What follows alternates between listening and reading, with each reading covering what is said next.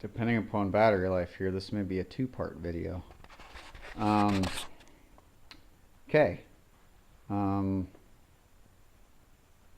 So, setting your C4 up to handle.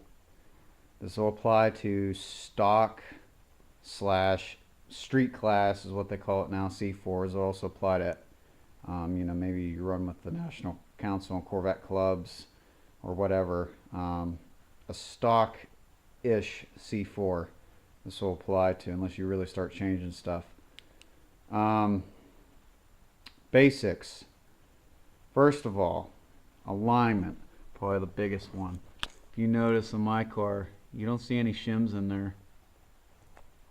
There are no shims. There we go. There are no shims. Yank them all out, both sides. Upper control arm, yank every shim you got. The rule, depending upon your rules, SCCA, you can't machine those spacers. People are like, oh, just machine your spacers, or take. You can't do that with stock class. Sorry, or street class. Excuse me. You can't do that. Sorry. Just yank all your shims. You'll get about a half a degree negative on the left front, maybe a bit more. The right front, I got a degree. These cars are very camber limited. That's what you see is what you get. I have my toe zeroed up front. Toe adjustment here. I have it zeroed up front, and I have a very, very slight toe in the back. Very, very slight. It's like 0.05 is my toe in. Camber, I've had it on different alignment racks. The last time it was on, I had a degree negative in the back. Maybe a smidge over, degree and a quarter negative. That's about where I got it set. Coney shock absorbers, I highly recommend. Work extremely well on this car. If you're serious about handling, you need to get away from the base FE1 or the FX3 suspension packages. You need to get a Z07 or a Z51. If you're not, you're kidding yourself.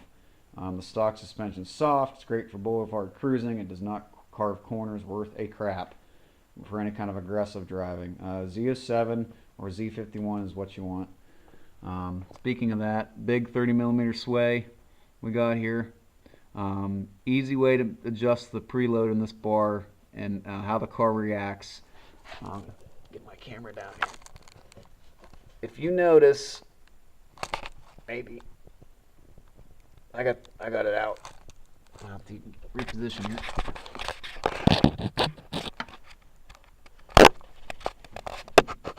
I can't see the freaking viewfinder. Anyhow, between the halves, I'm crying out loud. I'll find a picture or something.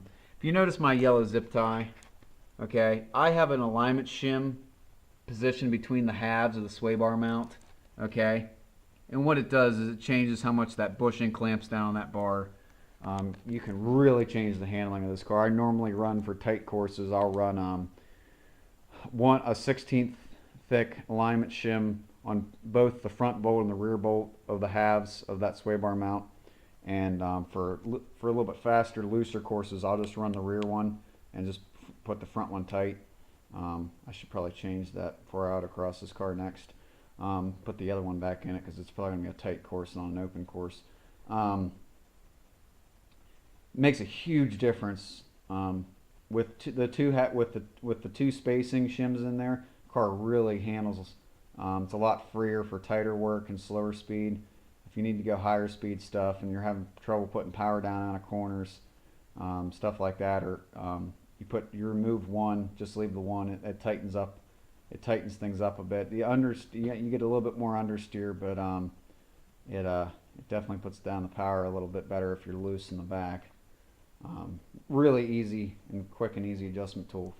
Rear Coney settings, I have one turn off full soft. It's a kind of a personal preference thing. Whatever works for you, that's where I run the rears. The fronts, I usually run about 1.5 turns from full soft, so fairly stiff in the fronts. And again, salt to taste.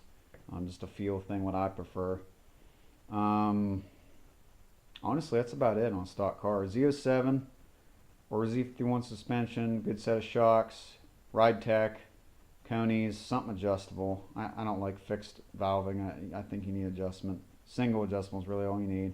Sway bar thing I mentioned makes a big difference. Make sure all your bushings and stuff are in good shape. I've replaced some of those with rubber reproduction stuff.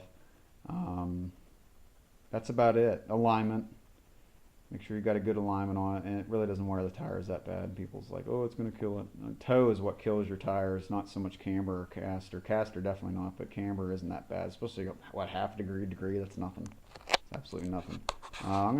Part 2 of this is going to be on the rear of the car. I'll show you something kind of special.